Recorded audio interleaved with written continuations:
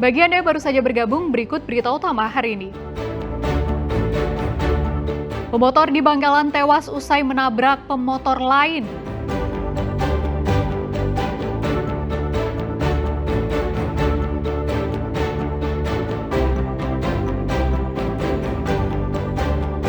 Ibu melahirkan di pinggir jalan di Madiun, ditolong anggota TNI.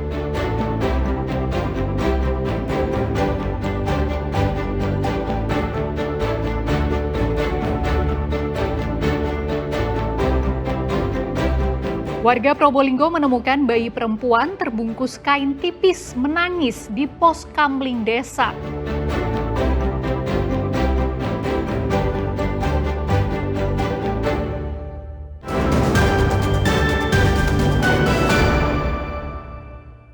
Anggota Batalion Infanteri Para Rider 501 Bajrayuda membantu seorang ibu yang melahirkan di pinggir jalan.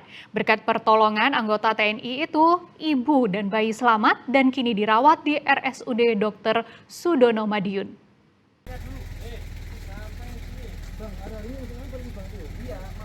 Suasana riuh terjadi di depan pos depan Batalion Infanteri Para Rider 501 Barayuda di Jalan Urip Sumoharjo, Kota Madiun.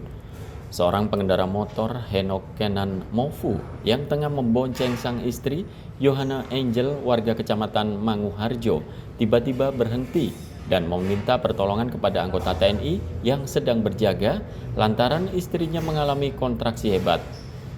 Salah satu anggota TNI yang berjaga kemudian memanggil ambulans. Namun sebelum ambulans datang, istri Henok Kenan sudah tak bisa menahan kontraksi sehingga bayi perempuan lahir di tengah jalan dan dibantu anggota TNI. Meski tanpa pengalaman, anggota TNI ini dengan cekatan menolong sang ibu hingga bayi berhasil selamat. Begitu anggota kami yang jaga ke KSA mau nembusin ambulan, begitu sudah nyampe pos lagi, ternyata ya, ibu itu sudah melahirkan di depan pos. Dan pada saat itu, pada saat perbantuan kelahirannya itu sama anggota Propos, sama anggota kami. Langsung begitu mobil ambulan datang, langsung dibawa ke Rumah Sakit Sudono. Dan alhamdulillah sampai Rumah Sakit Sudono berjalan lancar. Setelah itu untuk mobil ambulan kembali ke asrama.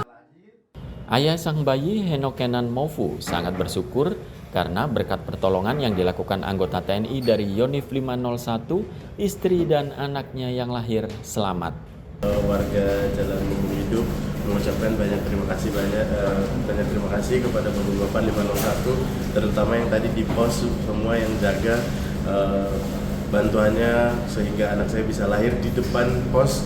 Dan bapak-bapak semuanya cekatan bisa mengantar kami dengan selamat tiba di rumah sakit dan anak saya dalam kondisi sehat walafiat. Ketua Persid Kartika Chandra Kirana Yonif 501 mengapresiasi tindakan yang dilakukan Letu Infanteri Aceng Sudirman. Kami datang ke Rumah Sakit Sudono ini ingin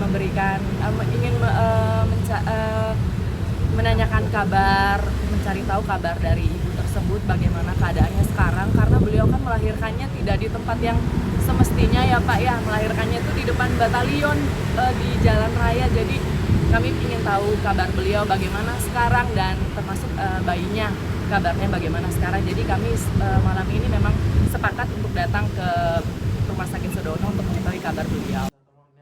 Usai berhasil ditolong, bayi dan sang ibu yang selamat kini dalam perawatan di Rumah Sakit Umum Daerah Dr. Sudono Madiun. Dirgo Suyono dan Sri Rama melaporkan dari Madiun. Dipinjam adanya boleh nggak bawa ke rumah? Sosok bayi perempuan ditemukan warga di sebuah pos kamling di Probolinggo. Saat ditemukan, bayi malang itu hanya diselimuti kain dan di sampingnya terdapat sehelai baju daster yang diduga milik orang tua bayi.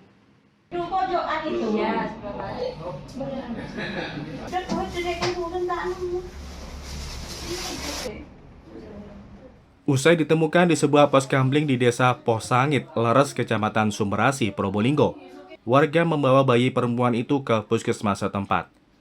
Saat ditemukan, bayi yang diduga baru dilahirkan beberapa jam sebelum dibuang itu kedinginan, dan pucat karena hanya diselimuti sehelai kain tipis.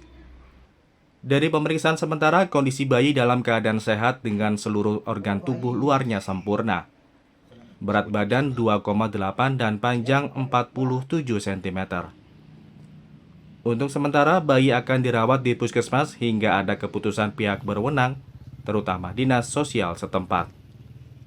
Penemu bayi Abdul Mukti mengatakan awalnya ia yang mendengar tangis bayi, mengira tangisan itu berasal dari anaknya yang juga masih bayi. Namun saat dilihat di kamar, anaknya tidur pulas bersama istrinya. Abdul Mukti kemudian mencari sumber tangis bayi itu dan menemukan sesosok bayi lengkap dengan tali pusar di pos kamling sebelah rumahnya. Penemuan itu langsung dilaporkan kepada kepala desa dan polisi. Awal mulanya tuh kan jam 1 saya baru masuk ke dalam. Habis lihat TV itu perkiraan jam 3 saya mau tidur. Ternyata kok ada anak bayi nangis gitu kan ya. Saya masuk lagi takutnya anak saya yang nangis, ternyata bukan gitu. Saya lihat dari dalam, oh ternyata ada anak bayi di sini. Itu waktu pertama ditemukan dibungkus apa? Enggak, cuma biasa aja, cuma bawa kain itu aja. Ada warga laporan ke saya, ya saya datangi bahwa ada bayi di pos kamling. Saya datangi, ya keadaan bayi itu sudah dibawa masuk ke dalam rumahnya. Ya saya bawa ke sini. Saya menghubungi Babin sama Babinsa. Tadi jam berapa Pak? Jam setengah 4. Setengah 4 ya. Kondisi bayi sendiri seperti apa? Kondisi bayi sendiri sehat. Sama perangkat desa setempat, Polsek Sumber Asih kini sedang mencari jejak orang tua bayi tersebut. Aparat desa dan polisi mengimbau warga segera melapor jika menemukan petunjuk terkait orang tua bayi yang dibuang tersebut. Dan Adi Gafur dan Sri Rama melaporkan dari Probolinggo.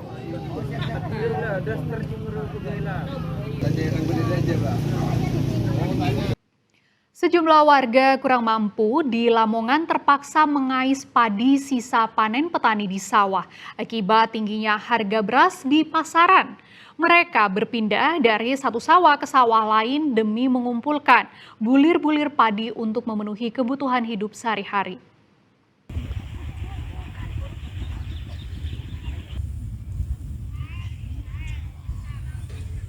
Sejumlah wanita paruh baya berkerumun di sekitar para petani yang panen di area persawahan Desa Rayung Gumuk, Kecamatan Gelagah, Kabupaten Lamongan. Salah satu pengais padi adalah Khotijah, 60 tahun. Di usianya yang renta, Khotijah harus rela berpanas-panasan dari satu sawah ke sawah lainnya demi mendapatkan sisa padi yang terbuang. Dalam sehari, Khotijah mengaku hasil yang didapat tak pasti, antara 2 hingga 4 kg. Bersama teman-temannya, Nenek Khotijah mengaku berangkat mengais sisa padi sejak pukul 6 pagi. Hal serupa juga dilakukan Nur, emak-emak berusia 48 tahun, warga desa Kentong, Kecamatan Gelagah. Khotijah dan Nur mengaku sengaja mengais padi sisa panen untuk memenuhi kebutuhan sehari-hari.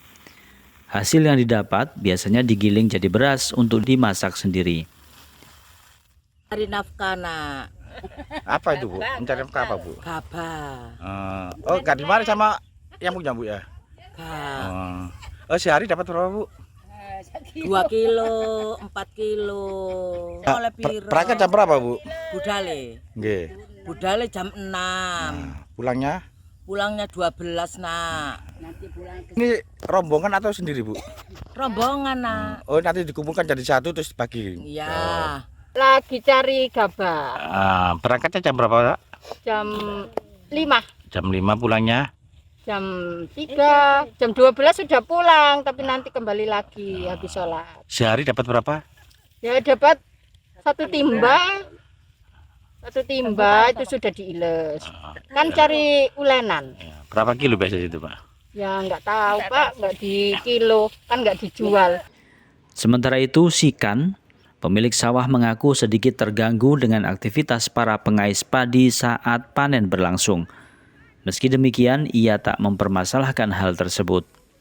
Saya beritahu, Pak, jangan dulu, nanti kalau sudah selesai, sampean geleki sepuasnya. Tapi ternyata belum bisa. Tapi mau gimana lagi, orang sini sendiri ya, terserah, nggak apa-apa lah. Sebenarnya nggak masalah Pak ya? Nggak masalah. Soalnya orang-orang seperti itu yang nggak punya sawah. Apa sih dampaknya kalau tergesa-gesa untuk mencari itu Pak? Dampaknya itu mengganggu yang ngedek sendiri. Soalnya orang ngedek sendiri itu bilang saya itu, Pak tolong Pak diberitahu Pak, jangan mencari dulu. Saya itu gopo. Nenek Khotijah dan Nur hanya sebagian kecil warga kurang mampu yang terkena dampak tingginya harga kebutuhan pokok. Keduanya berharap harga kebutuhan pokok tidak semakin melambung agar tidak mencekik masyarakat ekonomi lemah. Sapari Ranuwijaya dan Sri Rama melaporkan dari Lamongan.